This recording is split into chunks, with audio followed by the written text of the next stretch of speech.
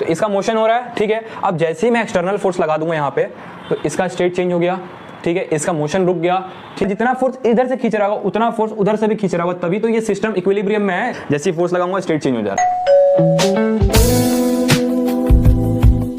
Hello everyone, मैं हूं आशीष और आप सभी का स्वागत करता हूं हमारे चैनल रफ किताब में। न्यूटन्स लॉ ऑफ मोशन का पार्ट 2, ये पार्ट 2 है। और अभी तक आपने हमारा पार्ट 1 नहीं देखा तो पार्ट 1 देख लो। उसके अंदर छोटे छोटे जो कंसेप्ट होते हैं उन सबको मैंने अच्छे से एक्सप्लेन किया है, कौन सा फोर्स कहाँ लगता है, सारे एग्जाम्पल्स दे के मैंने अच्छे से समझाया है। तो पहले वो देख लो, उसके बाद ये सारी चीज़ें आपको समझ में आएगी जो मैं आज के इस वीडियो में कराने वाला हूँ। तो आज के इस वीडियो में हम लोग क्या करेंगे, हम लोग आज के इस वीडियो में करने वाले Newton's first law of motion, ठीक है, उसके बहुत सारे एग्जाम्पल, उसके बहुत सारे क्वेश्चन, ठीक है। तो आज के इस वीडियो में हम क्या करेंगे, Newton's first law of motion.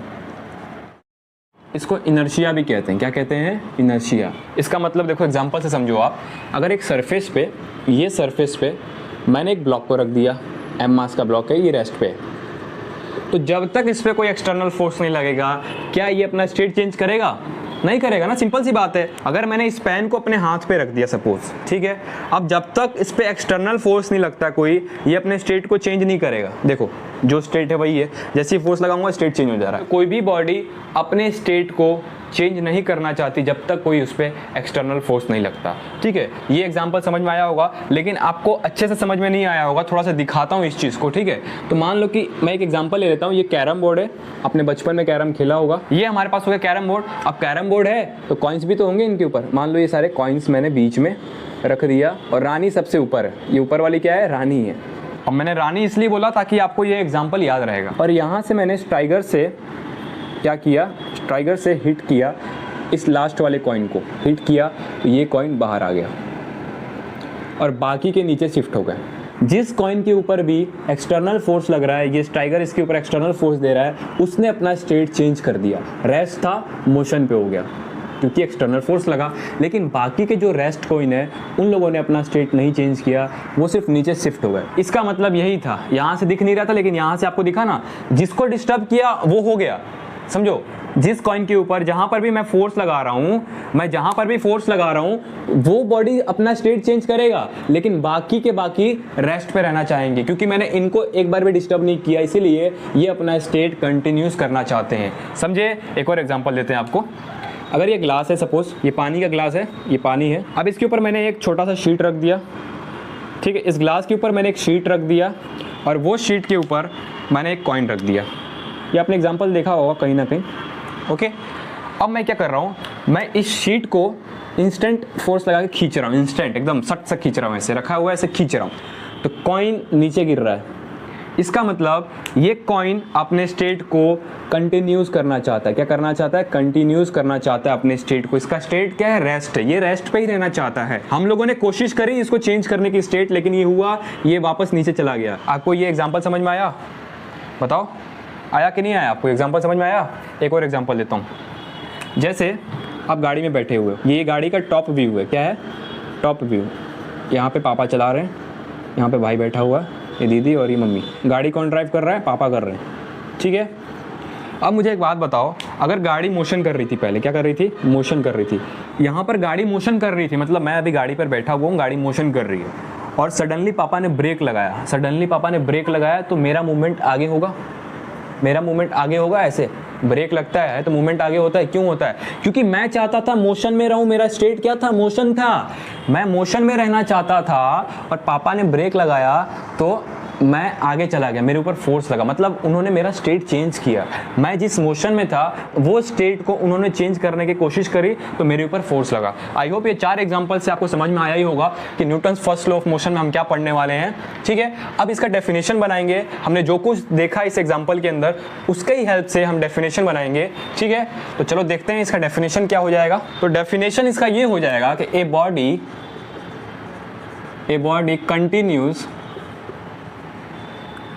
to be in state of rest or motion until an external force acts on it। मतलब क्या हो गया, a body continues to be in state of rest और motion until an external force acts on it. इसका मतलब हमने समझ लिया, मैंने आपको बहुत सारे एग्जांपल भी दिए, लेकिन अब आप लाइव एग्जांपल देखो। मेरे पास एक ये एग्जांपल है, ठीक है। ये जो ऑब्जेक्ट है मेरे पास, इस ऑब्जेक्ट को मैंने यहाँ से उठा के छोड़ दिया तो इसका मोशन हो रहा है, ठीक है। अब जैसे ही मैं एक्सटर्नल फोर्स लगा दूंगा यहाँ पे तो इसका स्टेट चेंज हो गया, ठीक है, इसका मोशन रुक गया, ठीक है। मतलब ये बॉडी पहले मोशन करना चाहता था इस तरीके से, लेकिन जैसे ही एक्सटर्नल फोर्स लगा दोगे इसका स्टेट चेंज हो गया, इसका मोशन चेंज हो गया ना। मतलब हर बॉडी अपने स्टेट में ही रहना चाहती है जब तक उसके पास कोई एक्सटर्नल फोर्स नहीं लगता, लाइक दिस। समझ गए? A body continuous to be in state of rest और मोशन, मतलब कोई भी बॉडी रेस्ट या मोशन में है तो वो अपने स्टेट में ही रहना चाहेगी अनटिल और अनलेस उसके ऊपर कोई एक्सटर्नल फोर्स नहीं लगता, ठीक है। तो इसका मतलब क्या समझ सकते हैं हम कि नेट एक्सेलरेशन बॉडी पे जीरो होगा। नेट एक्सेलरेशन बॉडी पे जीरो होगा, वो कैसे होगा? देखो, a body continues to be in state of rest और मोशन, या तो रेस्ट में है या फिर मोशन में है, और ये दोनों चीज़ क्या हो रही है? ये दोनों चीज़ कंटिन्यूअस हो रही है।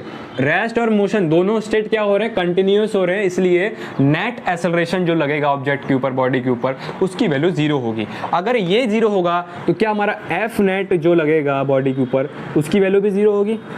एक्सेलरेशन जीरो हो गया तो फोर्स भी तो जीरो होगा, क्योंकि F equals to M A होता है। जब एक्सेलरेशन ही आपका जीरो हो गया तो फोर्स भी तो जीरो होगा बॉडी पे, तो नेट फोर्स जीरो होगा। याद रखना, नेट एक्सेलरेशन जीरो होगा। इसका मतलब क्या समझते हो आप? देखो, यहां से तीन मतलब आएंगे। पहला, summation of F x, x direction में जितने फोर्स लगेंगे उसकी वैल्यू जीरो, वाई डायरेक्शन में जितने फोर्स लगेंगे उसकी वैल्यू जीरो, जेड डायरेक्शन में जितने फोर्स लगेंगे उसकी वैल्यू जीरो, ठीक है। तो ये तीनों डायरेक्शन का समीशन, इन तीनों डायरेक्शन का समीशन ऊपर लिखा हुआ है, ठीक है। अगर आप इंडिविजुअली निकाल रहे हो तो इसका हेल्प ले सकते हो, summation of F X zero, summation of F Y zero, summation of F Z zero, ठीक है। अब यहाँ से क्या सीखने को मिलता है?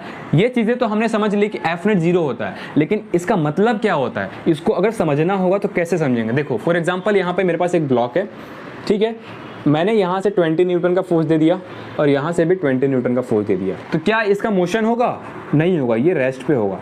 तो ये भी हमारा क्या हो गया? इनर्शिया का ही केस हो गया कि ये भी रेस्ट पे ही रहना चाहता है। समझ रहे हो? तो देखो, इसके ऊपर एफ नेट की वैल्यू जीरो हो जाएगी। वो कैसे? अगर मान लो कि ये वाला फोर्स मैं पॉजिटिव ले रहा हूँ 20 न्यूटन, माइनस ये वाला नेगेटिव हो जाएगा, डायरेक्शन अपोजिट है। क्यों? क्योंकि फोर्स वेक्टर क्वांटिटी होता है तो डायरेक्शन लेके चलना है, दोनों की वैल्यू जीरो आ गई। एफ नेट जीरो होगा, एफ जीरो नहीं होगा, एफ नेट जीरो होगा, ए नेट जीरो होगा, ठीक है। समझ गए? तो यहाँ तक सारी चीजें आपको क्लियर हुई होगी। अगर कोई डाउट है तो नीचे कमेंट करके बताओ मुझे, ठीक है। अब चलो आगे बढ़ते हैं और अब करेंगे टाइप्स ऑफ इनर्शिया कितने होते हैं। ये सारी चीज़ें आपने पहले ही पढ़ रखी है, लेकिन फिर भी एक बार पढ़ लेते हैं, बेसिक्स अच्छे रहेंगे तो क्वेश्चंस इजीली डील हो जाएगा, ठीक है। Types of inertia, types of inertia. Inertia तीन टाइप के होते हैं, inertia of rest, inertia of motion, और एक होता है inertia of direction. Inertia of rest का मतलब क्या होता है कि कोई भी बॉडी रेस्ट पे है तो वो रेस्ट पे ही रहना चाहती है। इनर्शिया ऑफ मोशन का मतलब क्या होता है कि अगर किसी भी बॉडी का मोशन हो रहा है तो वो अपने स्टेट में ही रहना चाहती है, मतलब वो अपने मोशन को कंटिन्यूस करना चाहती है। इनर्शिया ऑफ डायरेक्शन का मतलब क्या होता है कि अगर किसी भी बॉडी का डायरेक्शन में मोशन हो रहा है, लाइक सर्कुलर मोशन, तो वो अपने मोशन को कंटिन्यूस करना चाहती है। इन तीनों का एग्जाम्पल देता हूँ तो और अच्छे से समझ में आएगा।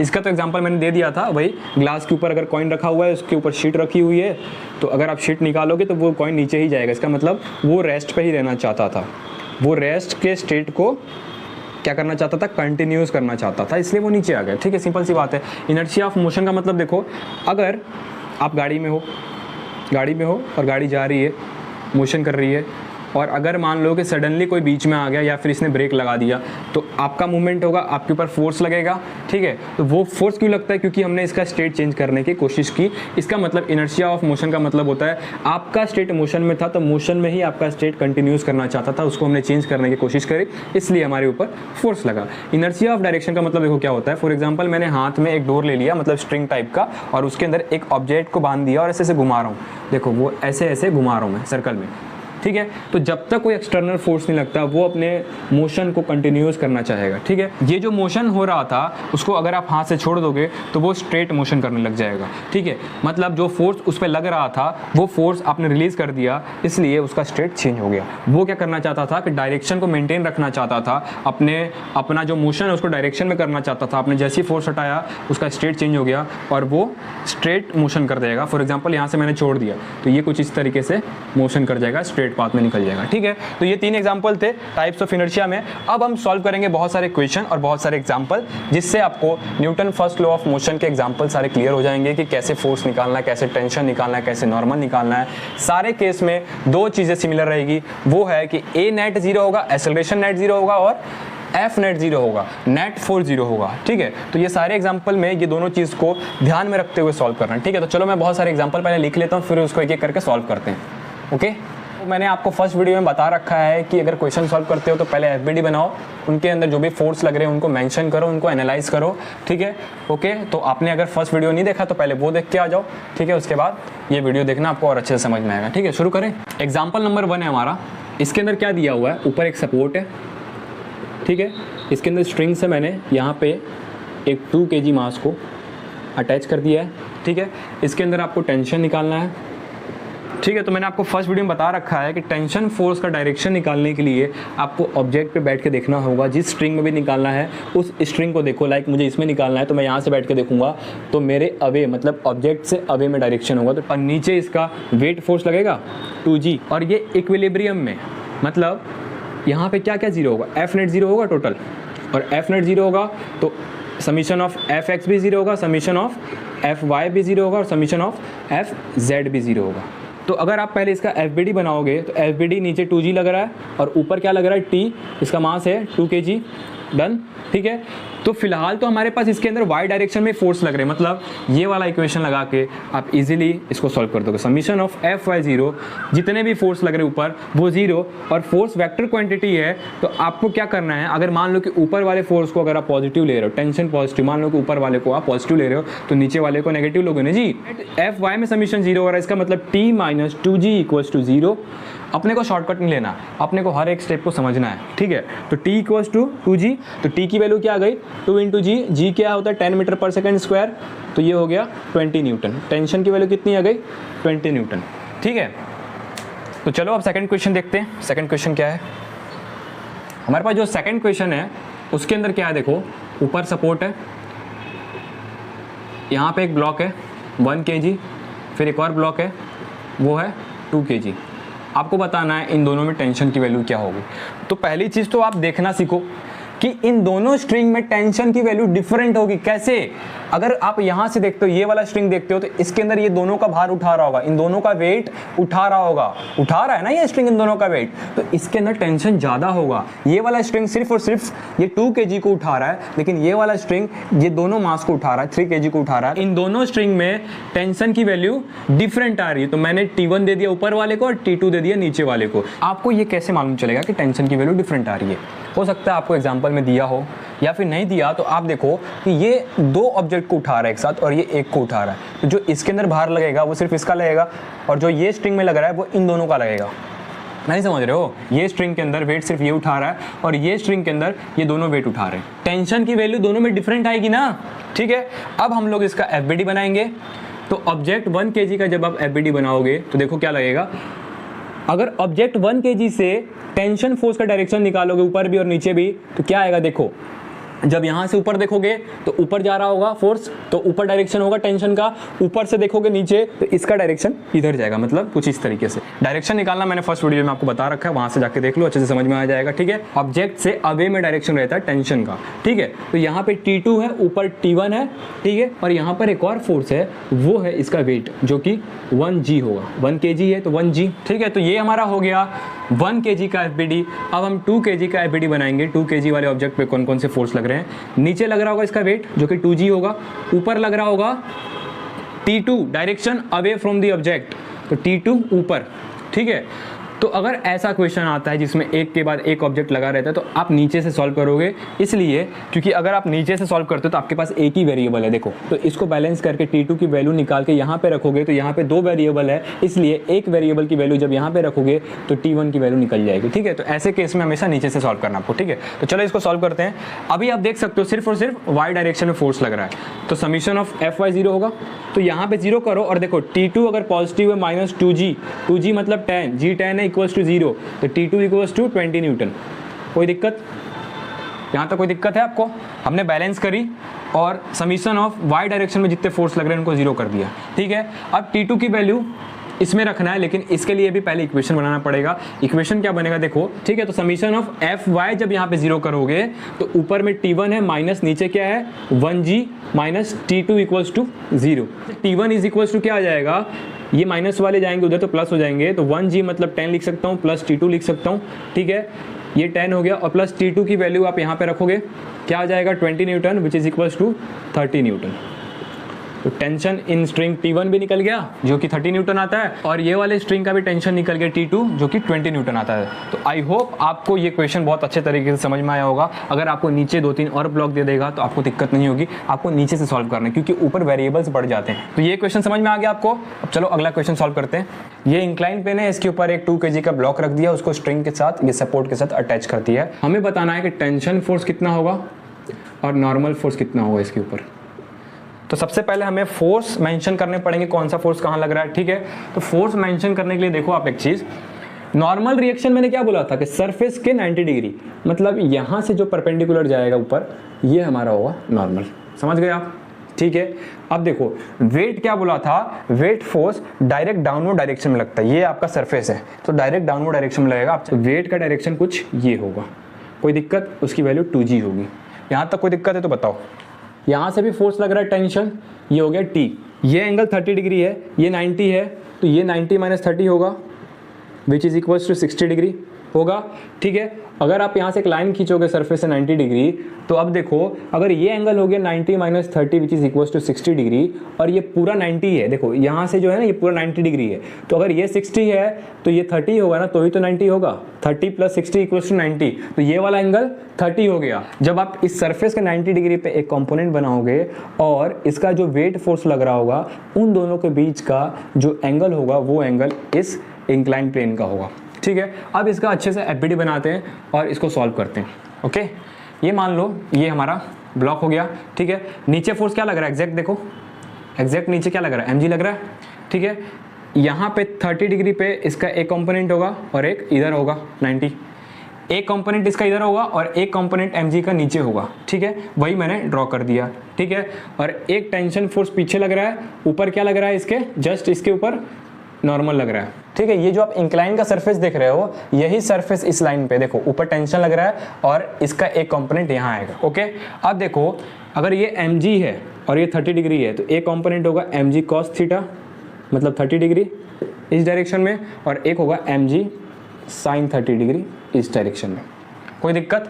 आपने सारे फोर्स निकाल दिए, आपने सारे कंपोनेंट निकाल दिए, अब आप इसको सॉल्व कर सकते हो। ठीक है, इसके अंदर हम सबसे पहले लगाएंगे summation of Fx equals to 0 mg sin 30 degree minus of t equals to 0 होगा summation of Fx 0। Incline plane वाला क्वेश्चन आएगा ना तो सरफेस को आप मान लेना x डायरेक्शन, उसके 90 डिग्री पे y डायरेक्शन। ठीक है, तो ये वाला मेरा क्या है, x डायरेक्शन है। ओके, तो इसको मैंने x डायरेक्शन मान लिया। ओके, तो summation of Fx equals to 0 मतलब x डायरेक्शन में जितने भी फोर्स लग रहे होंगे उनका समीशन 0। ठीक है, तो उसको मैंने 0 कर दिया। तो t की वैल्यू क्या आ गई, mg sin 30 डिग्री।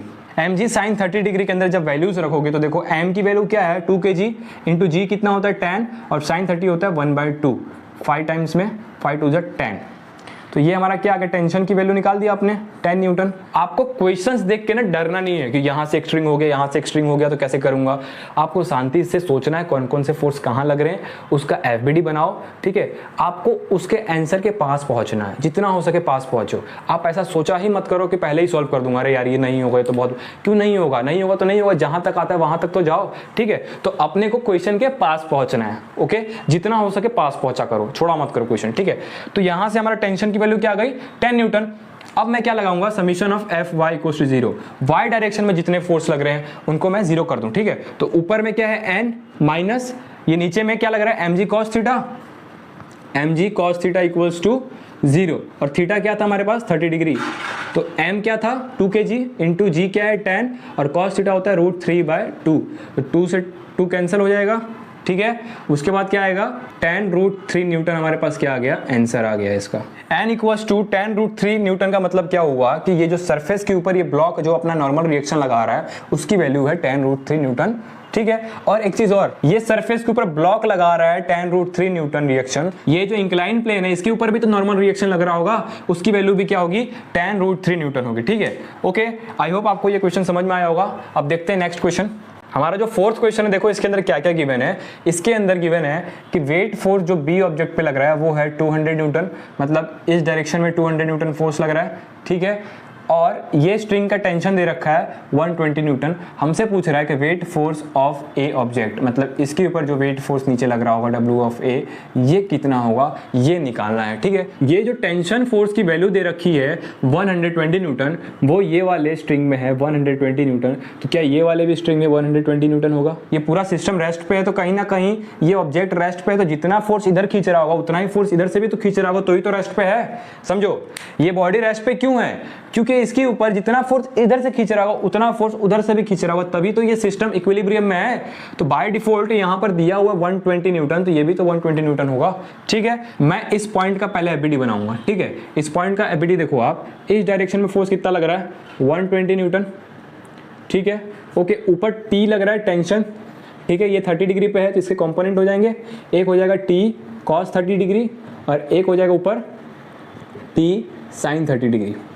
यहाँ तक समझ में आ रहा है, ओके। और इसके नीचे स्ट्रिंग में टेंशन लग रहा होगा वो T1 मान लो। और जब आप इस ब्लॉक ए का एबीडी बनाओगे तो क्या बनेगा, देखो ब्लॉक ए का एबीडी में नीचे क्या लग रहा होगा वेट फोर्स ए और ऊपर क्या लग रहा होगा T1 टेंशन, ठीक है। ये हो गया ए का एबीडी और ये हो गया पॉइंट का एबीडी, ठीक है। तो हम पहले इसको सॉल्व करेंगे, क्यों, इसको सॉल्व करोगे तो T1 निकलेगा, T1 निकलेगा तो उससे W ऑफ ए निकल जाएगा, वेट फोर्स ऑफ ए निकल जाएगा और वही हमें चाहिए, ठीक है। तो इसके अंदर सबसे पहले मैं लगा रहा हूँ summation of Fx0, summation of Fx0। पूरा सिस्टम क्या है इक्विलिब्रियम में है, तो एफ नेट फोर्स तो 0 ही होगा, तो x डायरेक्शन का पहले मैं 0 कर रहा हूँ। तो x डायरेक्शन में मान लो 120 न्यूटन पहले इधर लग रहा है, पॉजिटिव ले लिया उसको मैंने, minus of T cos theta इधर लग रहा है t cos 30 degree equals to 0।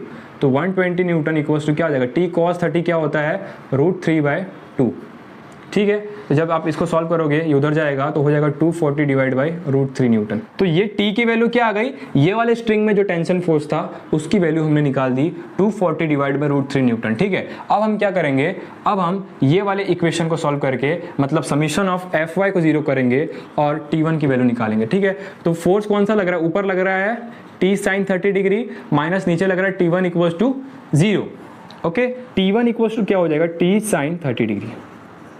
हमारे पास t की वैल्यू यहाँ पे आ चुकी है, इसको रख देना है आपको यहाँ पे 240 डिवाइड बाई √3 इंटू साइन 30 होता है 1/2, इससे ये कट जाएगा 120 टाइम्स में 120 √3 न्यूटन आ गया T1 में फोर्स। कोई दिक्कत यहाँ तक, ये आपने T1 ये वाले स्ट्रिंग के अंदर जो टेंशन था उसको आपने निकाल दिया, कितना आ गया 120/√3 न्यूटन, ओके। अब हम यहाँ तक पहुँच चुके हैं। ये वाले एफबीडी में समीशन ऑफ Fy0 लगाओगे तो T1 minus W of A equals to 0 होगा, तो W of A equals to क्या होगा T1 होगा, और W of A equals to T1 की वैल्यू आ चुकी है 120 डिवाइड बाई √3 न्यूटन। हमारा वेट फोर्स लग रहा है ऑब्जेक्ट A, मतलब बॉडी A के ऊपर। आई होप आपको ये क्वेश्चन समझ में आया होगा, ठीक है। तो ये हमारा था एनएलएम का पार्ट 2। इसके अंदर हम लोगों ने Newton's first law of motion inertia को कवर किया। आने वाले अगले वीडियो में इसका मतलब इसका नेक्स्ट पार्ट जब आएगा उसके अंदर हम सेकंड लॉ ऑफ मोशन को कवर करेंगे, उसके क्वेश्चन सॉल्व करेंगे, ठीक है। तो आज के वीडियो के लिए बस इतना ही, मिलते हैं आपसे किसी नए वीडियो में, तब तक के लिए bye, keep learning and keep smiling, bye bye.